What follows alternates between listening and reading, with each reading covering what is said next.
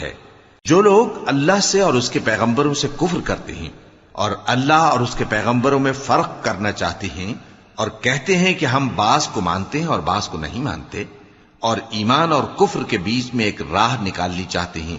وہ یقیناً کافر ہیں، اور کافروں کے لیے ہم نے ذلت کا عذاب تیار کر رکھا ہے۔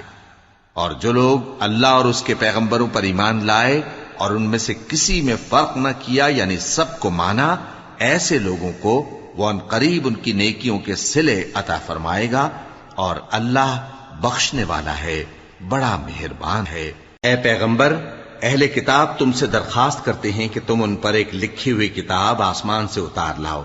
تو یہ موسیٰ سے تو اس سے بھی بڑی بڑی درخواستیں کر چکے ہیں۔ ان سے کہتے تھے ہمیں اللہ کو ظاہر یعنی آمنے سامنے دکھا دو،